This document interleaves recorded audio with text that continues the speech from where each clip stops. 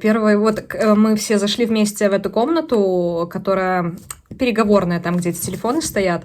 И, получается, он сидел в первой кабинке, и я поворачиваю голову, и вижу, он на меня смотрит, и я, по-моему, даже на стул сразу этот сесть не смогла рядом. Я, честно, растерялась, не знала, что мне делать, потому что прямо вот его эти глаза, которыми он на меня смотрел, ну, это просто эмоции непередаваемые. Немножко, конечно, с долей грусти, потому что человек находится в тюрьме, но все равно это просто что-то с чем-то.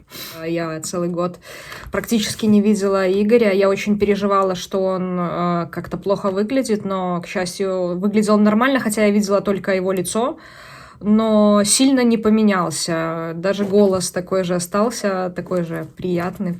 Я долго на него сидела, смотрела и даже не могла трубку поднять вот этого телефона. И он первый поднял трубку, первый заговорил и говорит, что я не ожидал тебя видеть, и когда мне сказали, что мне нужно собираться выходить на свидание, я был в шоке, и говорит, меня просто трясти начало.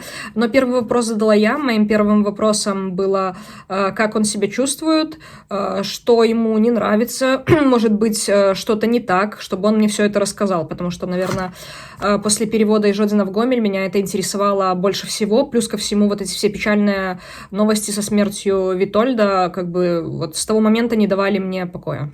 Этап, он сказал, прошел очень тяжело для него, потому что их везли 2 суток. Сначала их отвезли на Володарского. Вот, почему этап проходил тяжело? Потому что руки были в наручниках, ну, спереди руки, ладонями наружу, в наручниках, плюс ко всему нужно было тащить эти огромные баулы с вещами, ему еще выдали вещи со склада в нагрузку, и он сказал, мне казалось, что я просто буду идти и упаду сейчас. Вот, он рассказывал про этап, и как бы все время, когда их этапировали, он был в наручниках. Он сказал, что он увидел вообще как бы их первый раз, и в принципе, он сказал, что они его не узнали даже, то есть они с ним вообще никак не знакомы, и они его не узнали, то есть о каком уголовном деле и о каких взаимосвязанных между собой фигурантах можно говорить, если эти люди не знают друг друга. Здесь, по-моему, просто рассыпалось все, просто в одно мгновение, хотя я и раньше это знала, но сейчас я услышала это от него лично. Он сказал так, я не виновен, и, значит, я буду делать то, что мне нужно делать. Оправдываться либо раскаиваться мне не в чем, потому что я ничего не совершал. Он сказал, если бы я хотя бы что-то совершил, хотя бы вот малейший какой-то проступок, да, я, возможно, мог бы это понять как-то и принять. Но то, что я просто сижу здесь в качестве заложника, я принять этого не могу. И он мне, конечно, не объяснил конкретно, что он собирается сделать. Он сказал, я в любом случае буду с этим бороться. Каким образом он будет бороться? Ну, для меня это, наверное, загадка и такая не очень приятная. Как он относится к приговорам этим всем? Он понимает, что сейчас происходит абсурд и зажимание гаек. И то, что сейчас резьбу-то зажимают, но резьбу может сорвать. И ее уже, наверное, начало срывать. И инцидент с самолетом, который он знает, о котором я ему рассказала, он сказал, это тому подтверждение. То есть, власти, в частности, гражданин Лукашенко, не чувствует рамок дозволенного. То есть он делает все, не думая о последствиях. Вот, поэтому он как бы все это понимает, но в любом случае ему тяжело осознать, какой приговор может быть, когда ты ничего не сделал. Его очень сильно интересовала дочь.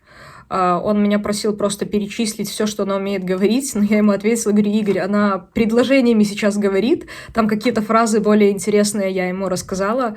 Его интересовало, как там дела у его родителей, как дела у моих родителей, как я добиралась в Гомель, и вообще он очень переживает, как это так, мне столько нужно ездить. Но я на что ему ответила, что за вот эту всю бытовуху с поездками, там, проживанием и всем остальным, чтобы он даже не забивал себе голову, потому что, я это смогу решить сама, и как-то не стоит вообще переживать.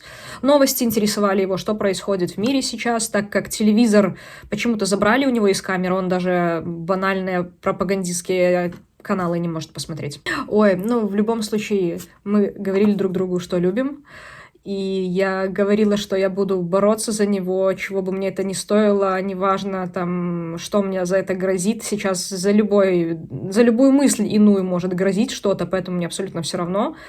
И он мне сказал: ты знаешь, я не знаю, как мне в камеру возвращаться.